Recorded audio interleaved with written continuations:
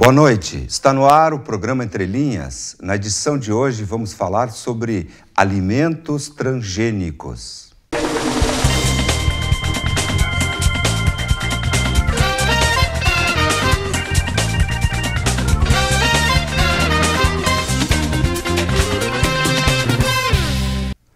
Converso hoje com Luciana Turati, professora de Direito Ambiental e doutora em Direito Ambiental professora aqui no Univates e doutora em Direito Ambiental. E também com André Miller, engenheiro agrônomo da Emater e mestre em agroecossistemas. Boa noite, sejam bem-vindos. Boa noite. O tema é extremamente polêmico e acho que todos nós, leigos no assunto, gostariam muito de se aprofundar e conhecer pelo menos alguma coisa a respeito. Produtos transgênicos, alimentos transgênicos. Pois bem, André, o que são produtos transgênicos ou alimentos transgênicos? Produtos transgênicos, vamos chamar assim, seres vivos transgênicos, são aqueles que são feitos, são preparados a partir da engenharia genética. E aqui a gente já tem que fazer uma diferenciação, porque alguns chamam de biotecnologia. Biotecnologia é muito mais amplo do que engenharia genética. Biotecnologia, fazer vinho, fazer salame é biotecnologia também. Engenharia genética é uma parte da biotecnologia específica que trabalha em cima do núcleo das células, em cima dos cromossomos, em cima da engenharização da genética. Ou seja, o transgênico, na verdade, é um produto onde foi inserida uma parte do gene tirada de uma outra espécie. Ou seja, no começo, os primeiros produtos da engenharia genética eram bactérias, eram micro-organismos. Então, isso é uma ciência que começou lá no meados do século passado e que é tudo em nível de laboratório, né? Isso não é uma coisa que é feito a campo, isso é feito em laboratório. Então, as bactérias foram tirados genes de algumas bactérias inseridas em outras. E as tecnologias que foram usadas no começo foi através de bombardeio de partículas de ouro, onde se conseguia, então, extração desses genes e direcionamento nos núcleos das bactérias de outra espécie. Então, esses foram os primeiros métodos que a engenharia genética utilizou para fazer a transgênese. Com o tempo foram usados outros métodos, porque esses métodos de bombardeio de partículas, você imagina, é uma coisa muito microscópica, então não tem tesoura que corte, não tem como manusear, né? São tudo uma parte até no imaginário, né? Que tu não enxergas, né? Tu tem que, mesmo com microscópio, então tu faz suposições de como é que a coisa está. Tu faz testes para ver se a coisa funcionou ou não. Então, por exemplo, no caso específico, vamos dizer, da soja transgênica, mais de 100 milhões de tentativas, digamos assim, nesse esforço, mais de 100 milhões de células foram bombardeadas até se chegar a algumas onde se verificou que deu o resultado. E como é que se soube que deu o resultado? Bom, a soja transgênica especificamente é uma soja que não morre com o uso de um agrotóxico, no caso um veneno, um herbicida. Quando se utilizou aquele herbicida em cima da soja e ela não morreu, então a transgênese tinha dado o resultado. Então é uma coisa meio assim de tentativa e erro. Bom, os métodos de partículas de ouro foram aos poucos sendo substituídos por outros métodos, especialmente o uso de bactérias que sequestram o gene de células. Então, uma das principais que é utilizada é uma bactéria que ela é na verdade, um tumor da batata. Ela é uma doença da batata, essa bactéria.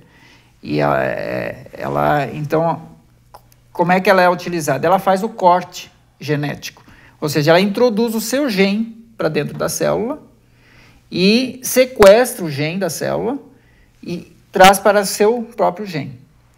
Bom, esse é o mecanismo de fazer o corte genético.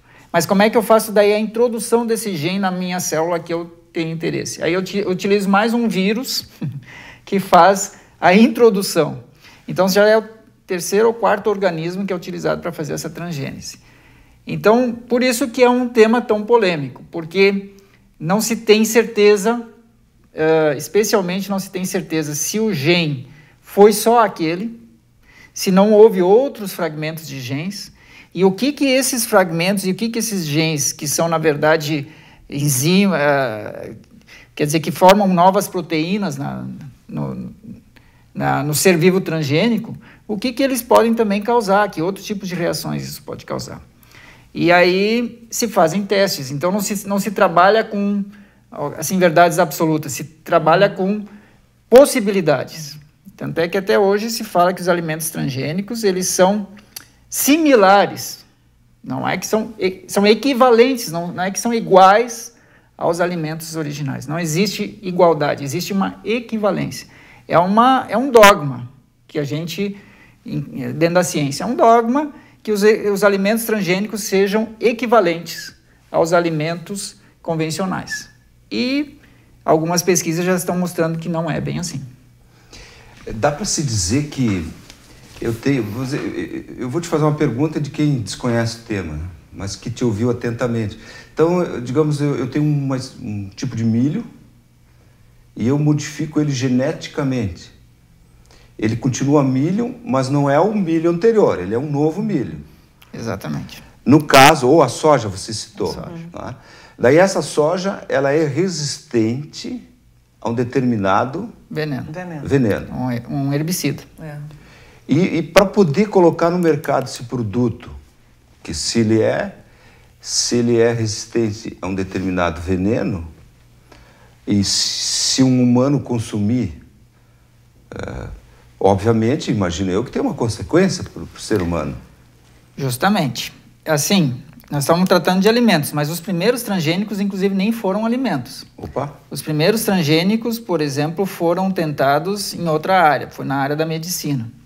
Nós temos a insulina, que hoje é vendida no mercado, ela é resultante de uma bactéria transgênica, que foi, então, descoberto lá que produzia mais insulina do que a insulina anterior, que era uma insulina fabricada através de criação de animais, né?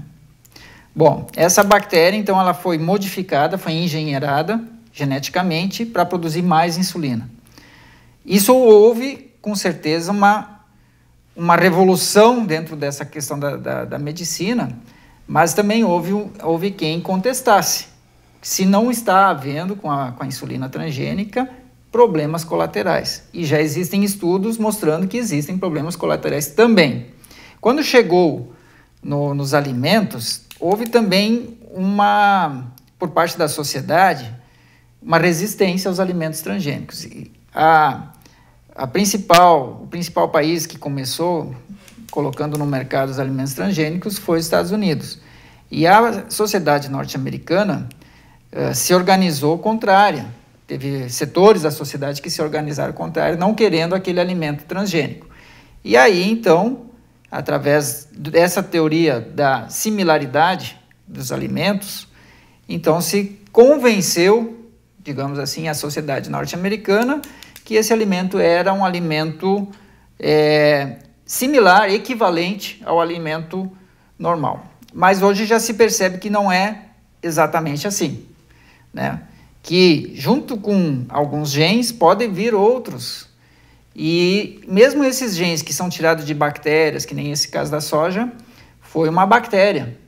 Esse gene foi tirado de uma bactéria que existe no solo.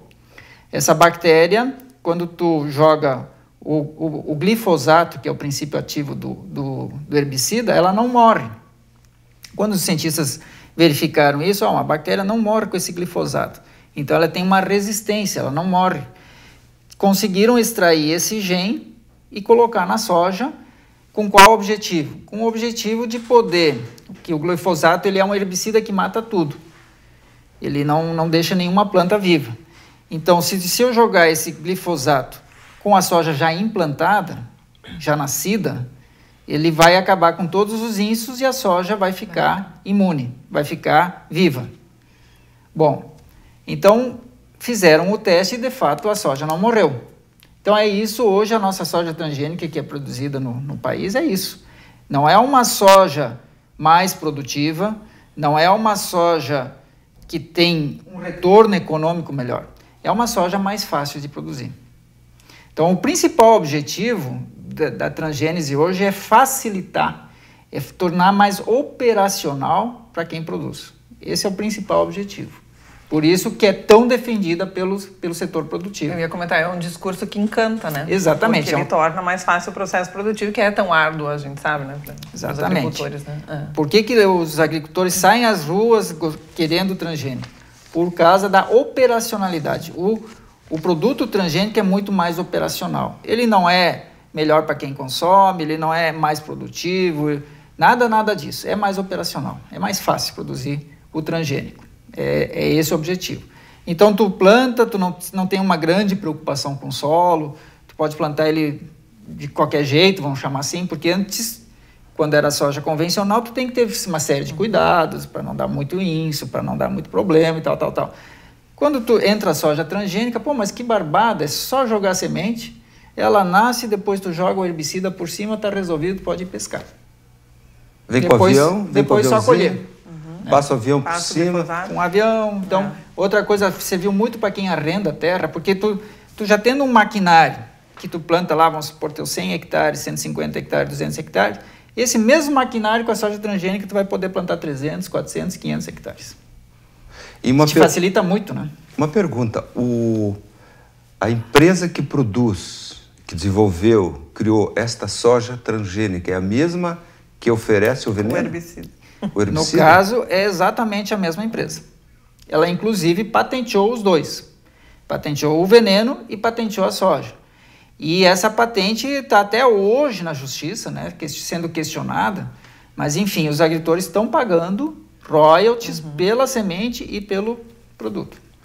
E essa soja, o produtor pode guardar a semente dela para reproduzir ou ela não reproduz? Existem duas leis em conflito, não sei se a Luciana pode, mas existe uma lei que diz que o agricultor pode salvar, como eles dizem, salvar semente para o seu uso próprio. E isso é indiscutível, é soberano e tal. Mas existe a questão dos royalties. Então ele poderia salvar para si a semente, mas ele teria que pagar de novo no segundo ano. Aliás, houve uma grande discussão no país a respeito. Nós estamos chegando ao final do primeiro bloco e eu quero deixar aqui para o nosso público o seguinte: você sabia que todo produto transgênico que está na prateleira do supermercado tem um símbolo que o identifica? Nós vamos te mostrar em seguida. Entre Linhas retorna já.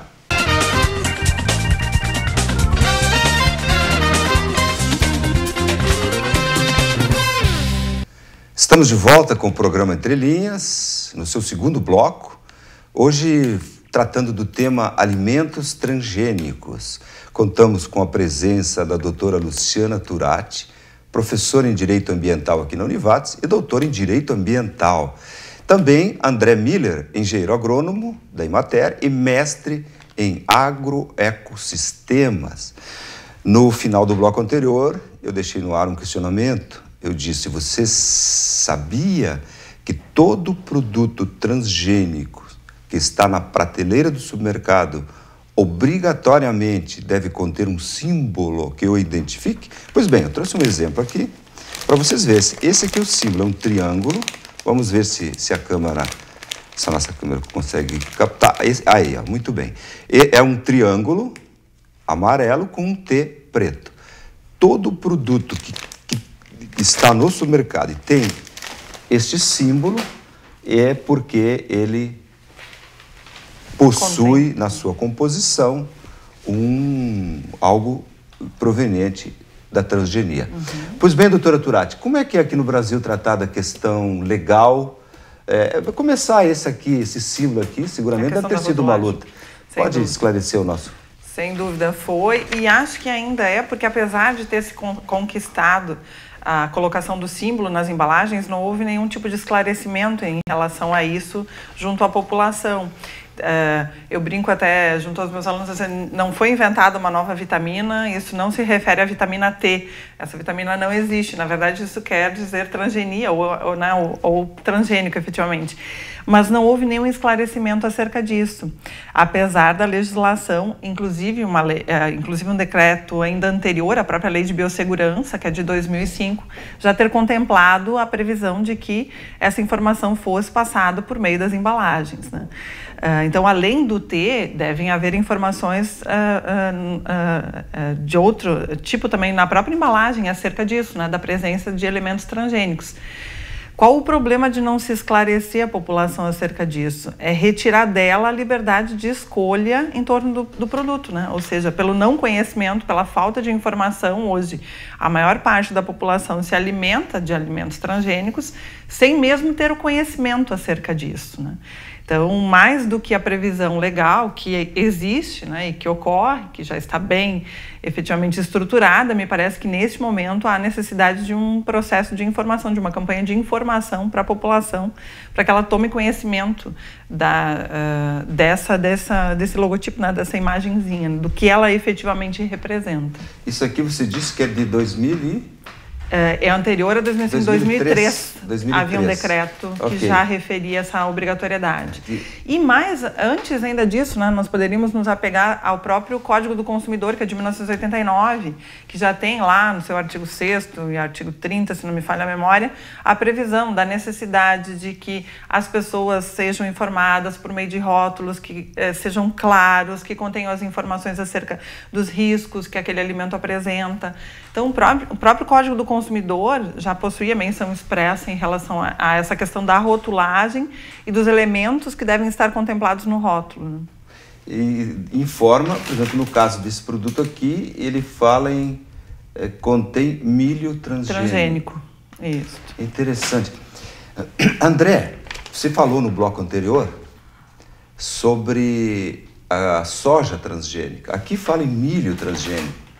O que é o milho transgênico? O que ele... Milho transgênico já é um processo diferente da soja transgênica. Então, no caso do milho conhecido como milho BT, ele foi um milho onde a molécula, o DNA introduzido, né, a genética introduzida veio de uma bactéria que causa hemorragia nos insetos, especialmente em lagartas. Então, essa bactéria produz uma toxina. Eles conseguiram extrair o DNA dessa bactéria e introduzir no milho com o objetivo de torná-lo imune ao ataque de lagartas, né? Bom, então o milho BT, ele carrega essa toxina nas folhas. A lagarta que se alimenta dessa folha, ela morre, né? Inicialmente morria, está havendo já muitos casos de resistência, mas enfim, a ideia era essa, assim, uma ideia de tornar uma planta imune ao ataque de lagartas. Bom, foi liberado no Brasil para o plantio comercial do milho BT, e esse é o milho tão transgênico que hoje nós temos ali. Então, novamente, teoricamente seria um milho interessante, pois com isso nós não teríamos pulverizações com agrotóxico, contra a lagarta e coisa por aí. E para os agricultores ficaria muito prático de novo, né?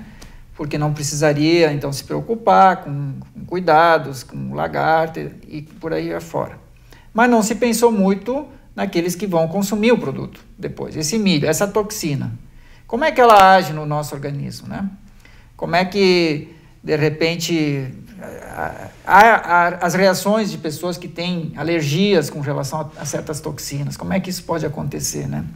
Então, e outros problemas que podem vir a acontecer. Os próprios animais, muitas vezes, que a gente alimenta com o milho BT, muitas vezes, aparentemente, eles não querem, eles recusam, né? Se tu tem assim, como optar, dar duas opções de milho, eles acabam preferindo o convencional. Alguma coisa diz que eles também percebem a diferença. Então, novamente, se partiu do pressuposto de uma equivalência, que o produto, o milho transgênico, seria equivalente ao milho convencional.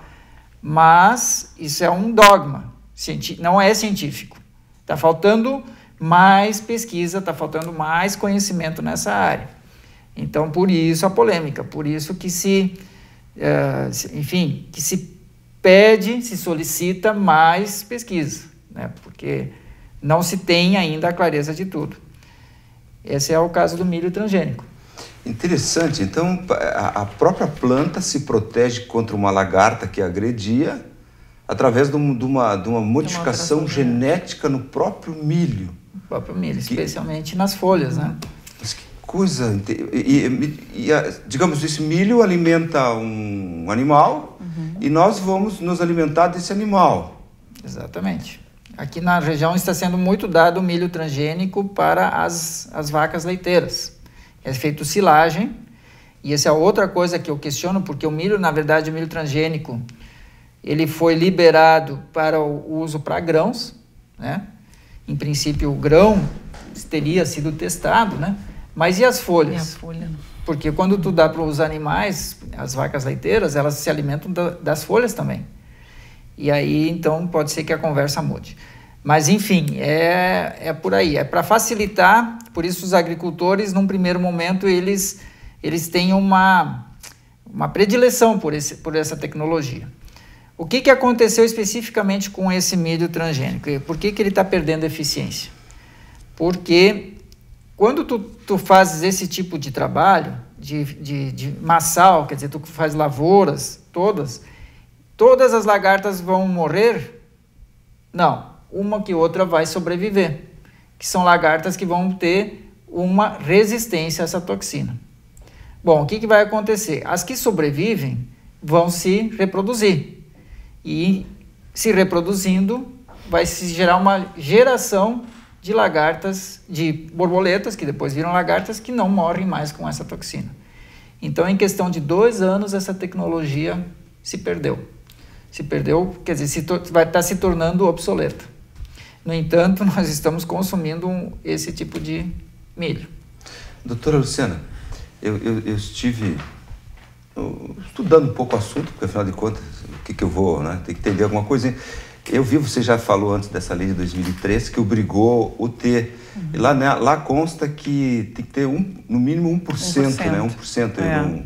Eu ia te questionar 1% de algum transgênico na sua composição, né?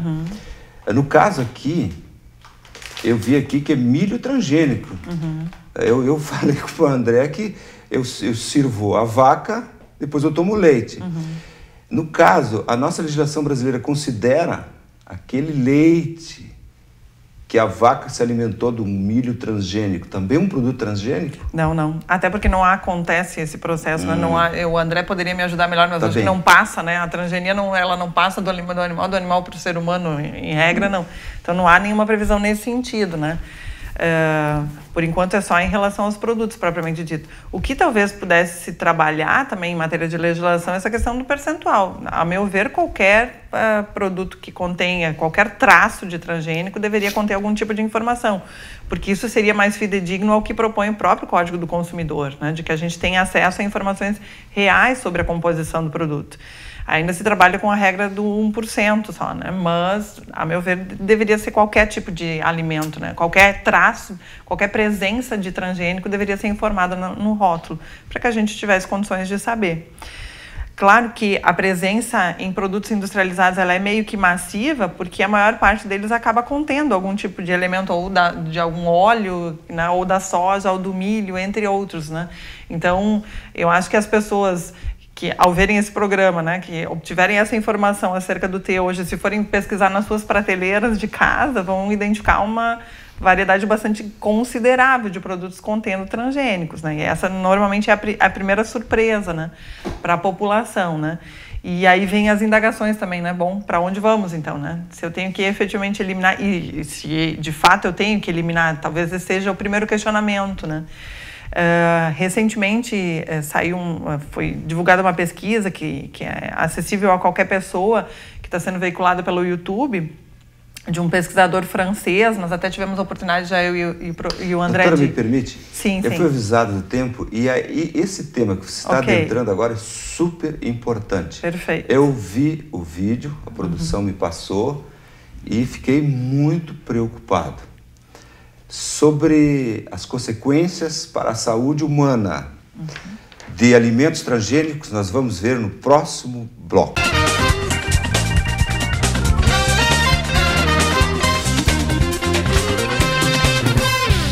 Estamos de volta com o programa Entre Linhas de hoje, no seu terceiro bloco. O tema que estamos tratando é alimentos transgênicos. Contamos com a presença da doutora Luciana Turati, professora de Direito Ambiental e doutora em Direito Ambiental. Também André Miller, engenheiro agrônomo da Emater e mestre em agroecossistemas. No final do bloco anterior, inclusive eu interrompi a doutora Luciana, que ela estava entrando num tema muito importante. A produção havia me passado um link e eu assisti pela internet um vídeo que o público pode também acessar.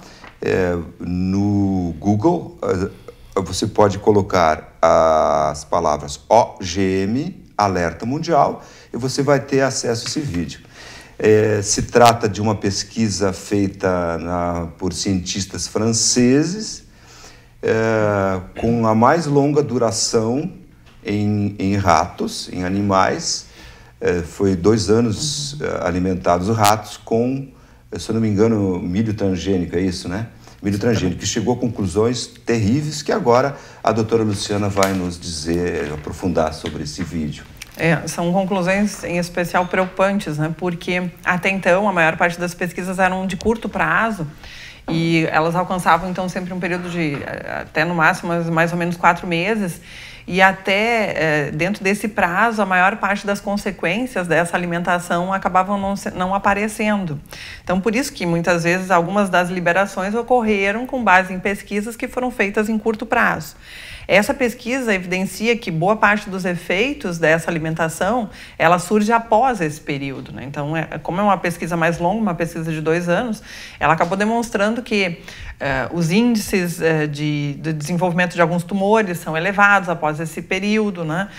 Isso tem se dado especialmente em relação às fêmeas, né, que foram testadas, né? Então, tudo isso, a assistir este documentário, nos deixa um tanto inquietos, assim, angustiados, né? Porque se isso efetivamente vem se reproduzindo junto à humanidade, né, isso pode ser uma preocupação. Claro que esses esses ratos ficaram em laboratório, sendo alimentados somente com alimentos transgênicos, né? No nosso dia a dia, nós não fazemos isso, nós não nos alimentamos exclusivamente de alimentos transgênicos. Então, nós temos que diminuir os efeitos desse vídeo também, né? Não é assim, agora eu vou assistir, porque senão as pessoas vão assistir o vídeo e efetivamente, vai se criar daqui a pouco até um certo terrorismo em torno disso, e essa não é a intenção. Mas sim, de como o próprio nome do documentário diz, né, gerar um certo alerta em torno disso, né? E desmistificar um pouquinho daquelas falas que se tinha até então de que, com pesquisas de curto prazo, de que os alimentos não eram capazes de desenvolver determinados tumores e outras doenças, né? André, esse cientista, um grupo de cientistas franceses, eles gozam de reputação no meio científico mundial? Com certeza, o trabalho dele está bem documentado, ele está publicado, né, numa revista científica, e assim, complementando um pouco, assim, né, até então já existiam outros estudos, né, que também já davam uma certa preocupação, mas mais de longo prazo, realmente esse foi o primeiro, né, que conseguiu também isolar o efeito exclusivamente da transgenia. Por isso que ele hoje é considerado um marco, assim, né? Não só para nós, ele é o estudo hoje que deu base para a nova moratória de 2011 europeia no cultivo de transgênicos. Hoje, a Comunidade Econômica Europeia, com talvez algum país, alguma exceção, mas ela não cultiva mais transgênicos, né? Ela vetou o cultivo de transgênicos até se ter outras conclusões um pouco mais confiáveis, conclusões que mostrem que o produto poderia ser inócuo, né, para a saúde humana. Mas eu acho que isso vai ser difícil acontecer. Eu até trouxe aqui esse material, esse livro, né, que é um documento também que serve de base para muitos que querem entender. Ele está editado em português, se chama Roleta Genética, o risco dos alimentos transgênicos, né, para a saúde. Então, como é possível verificar, são dados do tipo, são pesquisas que mostraram que os transgênicos podem causar problemas de esterilidade, mortalidade infantil, alergias, alteração em órgãos, doenças infantis de uma forma geral. Então, é uma compilação, são vários trabalhos científicos, todos eles de cientistas independentes, porque isso é importante, né? O que está acontecendo hoje, né? A liberação dos transgênicos está sendo feita com base em pesquisa das próprias empresas interessadas. Uhum. Então, nós precisamos de cientistas independentes, de instituições independentes fazendo pesquisa. Isso custa dinheiro. Então, muitas vezes é difícil conseguir recursos para fazer pesquisas isentas, né? Pesquisas que realmente pensem no melhor para quem vai consumir, né? Como essa que, no caso, pesquisou por 2 anos, porque são coisas que tu tem que pesquisar a mais longo tempo. Tu não pode pesquisar em ratos que em 3 meses não acontece nada e concluir que, portanto, ele é inócuo. Ora, o desenvolvimento de um tumor não é uma coisa de 3 meses, leva mais tempo, né? Então, o cientista do Seralini, por exemplo, conseguiu justamente observar que a partir do 4º mês, do 5º, do 6º mês, é que apareceram os tumores, né? Tumores, quem assistiu o vídeo vai ver tumores muito grandes, né? Gigantescos, né? Problemáticos. Se comparado com o tamanho do rato, né? Os tumores enormes. Impressionante. Né? Então, assim, como todos esses trabalhos aqui são feitos em laboratório, são feitos com cobaias, não se fala em riscos que os transgênicos podem trazer para a saúde, não se fala em conclusões, porque não se sabe, né? Porque a gente faz uma comparação. Bom, se o rato tem tumor, possivelmente os humanos também vão ter, né? Então não se fala assim de forma conclusiva, mas são os riscos que já estão documentados e com isso, mais uma vez, se pede, né? Toda a sociedade deve exigir mais pesquisa, especialmente com o Conselho Nacional dos Nutricionistas elaborou um documento exigindo mais pesquisa antes da liberação comercial. Porque ninguém é contra, vamos dizer assim, a pesquisa, a pesquisa do transgênico, né? A pesquisa científica, assim, no sentido de fazer e tal. Mas a liberação comercial é um passo que tem que ser muito bem calculado. Bem, sobre liberação comercial, o que a lei prevê, doutora Luciana, o que é necessário para uma empresa que quer colocar no mercado um produto resultado da transgenia? O que ela tem que fazer, quem libera, como é feito no Brasil, como a lei brasileira trata sobre o tema?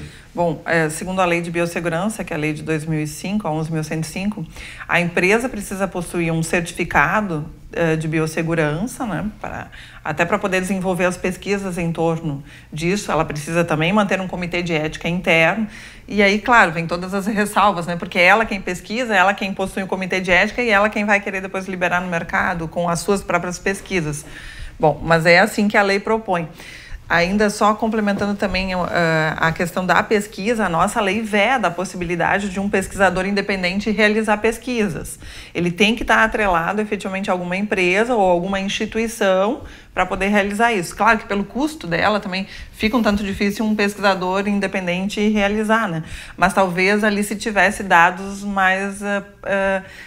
como é que eu poderia dizer, talvez mais fidedignos ou mais preocupados efetivamente com a construção da ciência, né, se isso fosse ofertado.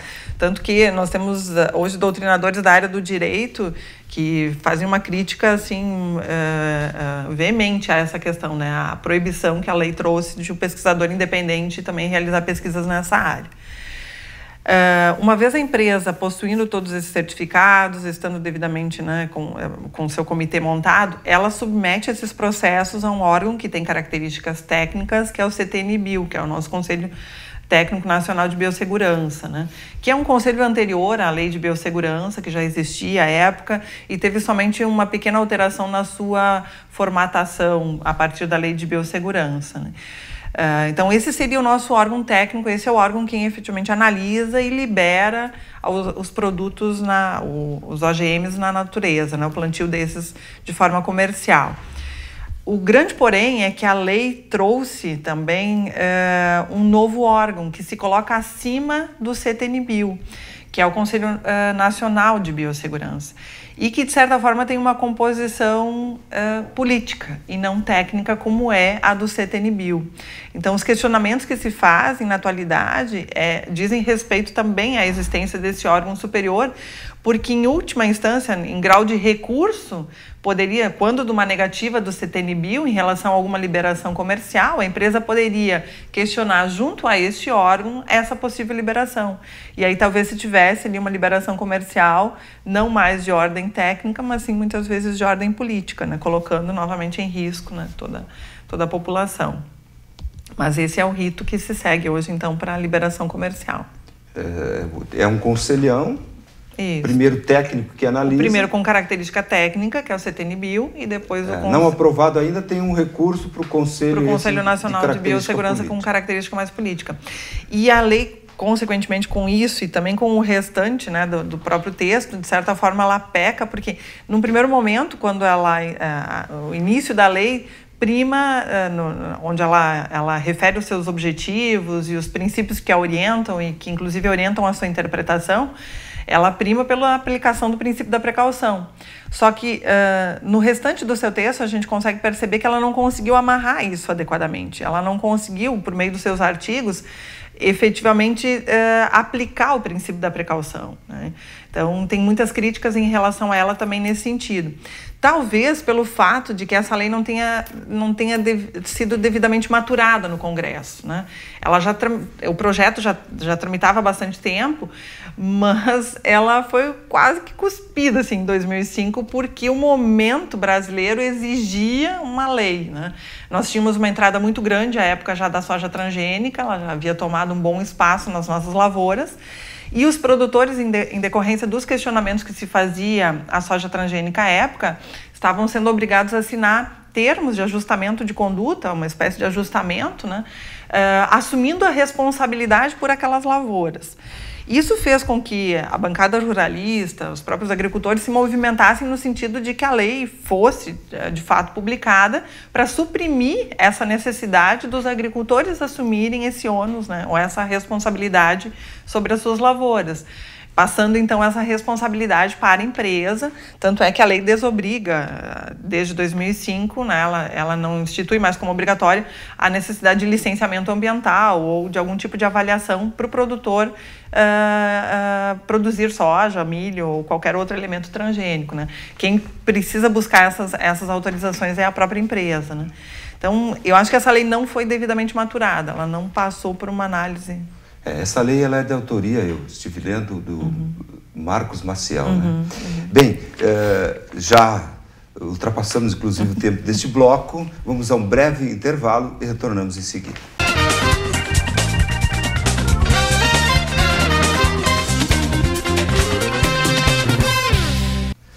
Entre Linhas está de volta, nós encaminhamos agora para o quarto e último bloco do nosso programa. Tratamos hoje sobre o tema alimentos transgênicos. Contamos com a presença da doutora Luciana Turati, professora de Direito Ambiental aqui na Univates e doutora em Direito Ambiental. Também André Miller, engenheiro agrônomo da Emater e mestre em agroecossistemas. Bom, deixa eu só, antes de voltar a questionar os nossos convidados, citar aqui alguns exemplos de países que, quando autorizaram, que tipo de produtos que autorizaram de produção de alimentos transgênicos ou grãos transgênicos, enfim. Na Argentina, a soja foi autorizada em 1996, o milho e o algodão em 1998. No Canadá, o milho e o algodão em 1996, a canola em 1997, a soja e o melão em 1998, isso no Canadá. E a batata e o trigo em 1999. Nossa, olha quantos produtos. Nos Estados Unidos, o melão, a soja, o tomate, o algodão e a batata em 1994. Portanto, é antigo, hein? A canola e o milho em 95. No Japão, a soja, a canola, a batata e o milho em 1996, o algodão e o tomate em 1997. Na União Europeia, o tomate e a canola em 95, a soja em 96, o milho em 97, a batata e o algodão em 98. Mas foi dito no bloco anterior, aqui tem que ser repisar o fato, o nosso convidado engenheiro agrônomo André disse que em razão daquela pesquisa que foi referida por cientistas franceses, que os nossos ouvintes podem pesquisar no Google, OGM, Alerta Mundial, assistam esse vídeo, que é muito interessante. Em razão desta pesquisa, na França, lá hoje está em moratória, ou seja, está proibido no território da União Europeia produzir qualquer produto. E consumir também? Consumir não tem como barrar, né? Por causa das importações. Por causa das importações. Pois bem, eu vou agora dar uma provocadinha aqui nos nossos convidados.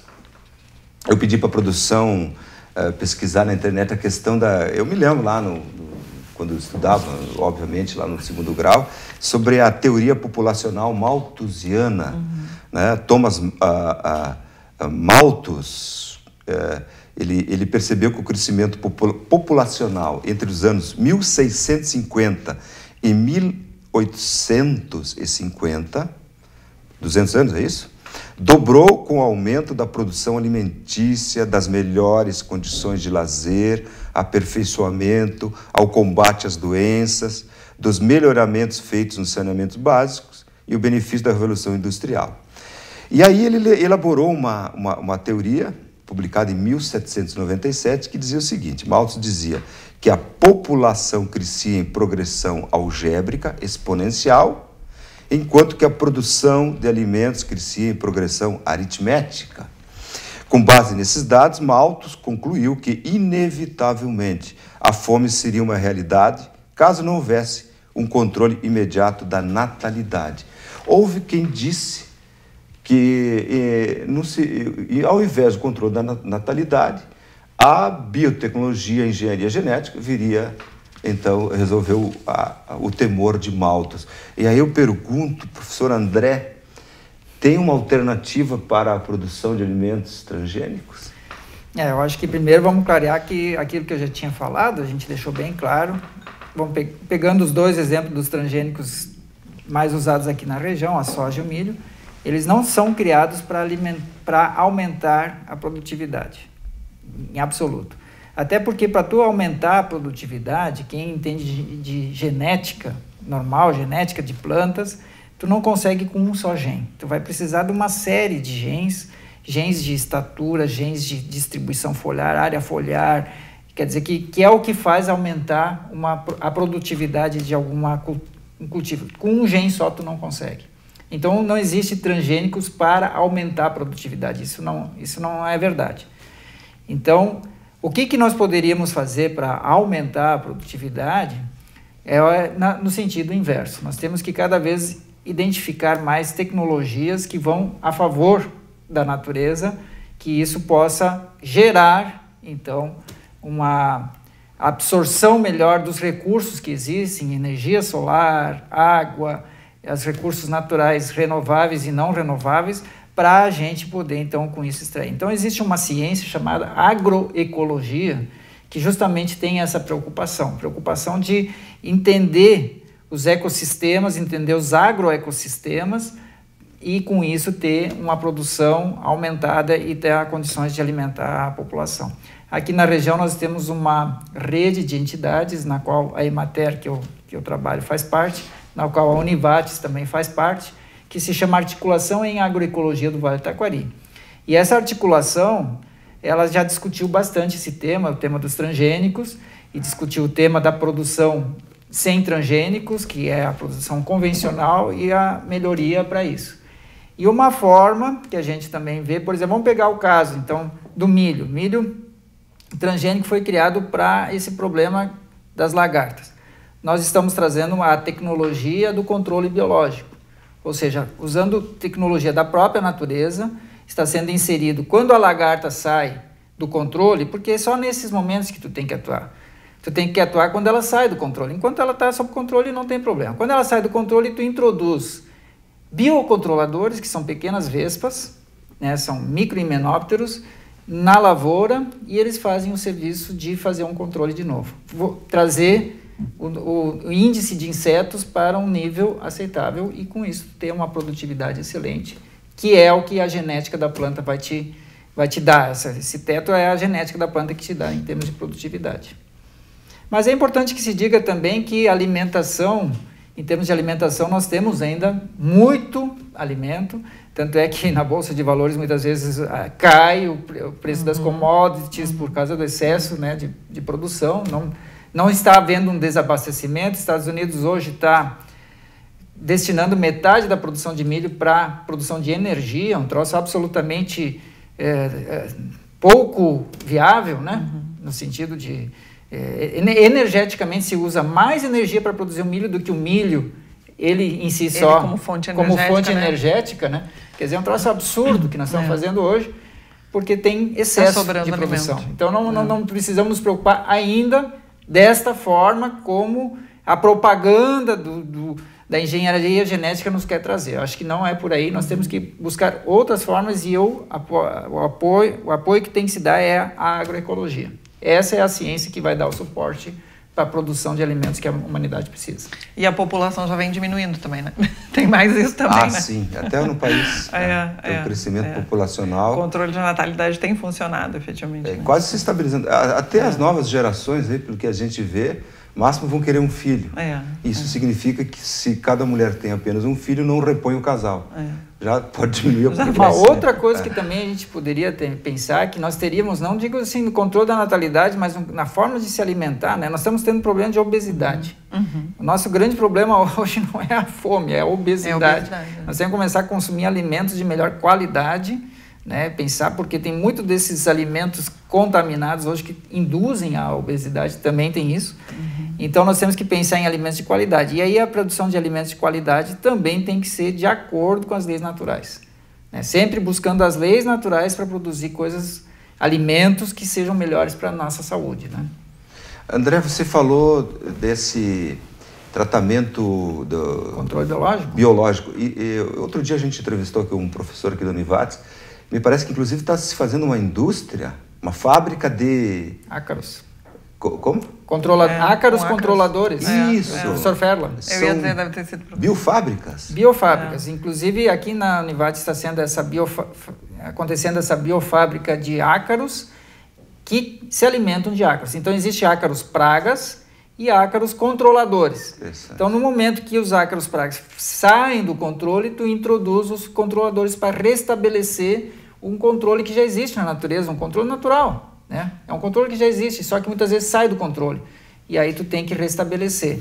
A Emater, da qual eu faço parte, está inaugurando uma biofábrica também de biocontroladores dessa vespinha, no caso, por enquanto a gente traz de São Paulo e Minas Gerais, essa vespinha, que é um microhimenóptero, mas nós vamos ter ali em Montenegro uma biofábrica também produzindo esse biocontrolador. É por aí que a tecnologia deve avançar. E nós estávamos comentando antes, né, Luciane, que o alimento chamado de orgânico, né, é um alimento que não tem o transgênico. Isso tem que ser também dito, né? Então, assim, tem o transgênico, tem o não transgênico e não orgânico, que é o alimento mais convencional, vamos chamar assim, e tem o orgânico. Então, o consumidor tem aí a opção. Tem a opção, né? E o orgânico tem agrotóxico? Não. Então, o orgânico é aquele alimento que não permite o uso de agrotóxico, não permite o uso de transgênico e não permite também o uso de adubos químicos. Adubos químicos é uma coisa que não é aceito também no produto orgânico. Então, ele é um alimento especial, realmente, em qualidade. O convencional não transgênico, ele não permite o transgênico. Permite as outras coisas, mas não permite o transgênico. Então, é uma segunda opção, quando a gente não encontra o orgânico, para quem não quer o transgênico, né? Bom, nós estamos chegando ao final do programa. Vocês viram como passa rápido, o tema é muito interessante. Você quer complementar alguma coisa, André? Não, acho que é a Luciana. Doutora, desculpe. Não, eu acho que o André colocou muito bem. Eu acho que o nosso papel como cidadão é buscar informação, identificar a questão do rótulo. Isso que eu ia chegar tentar agora. Evitar isso, né? Tá claro agora nas prateleiras, né? Tentar escolher produtos que não contenham esse símbolo, né? E talvez tentar sanar essa ignorância de base que nós temos acerca desse assunto. Eu ainda desconheço muitas questões, né? Cada vez que eu me encontro com o André, eu tenho a oportunidade de aprender mais algumas coisas também.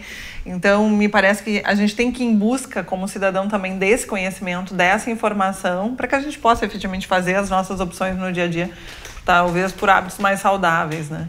Pelo menos até que se tenha informações adequadas acerca também dos transgênicos. A gente precisa evoluir mais também em pesquisas nesse sentido, para talvez com certeza, né, no futuro se poder ou influenciar ou até mesmo ter, né, a certeza de que a gente pode se alimentar desse tipo de alimento sem que isso traga consequências, né? Ok, como eu disse, já fui avisado que o nosso tempo esgotou.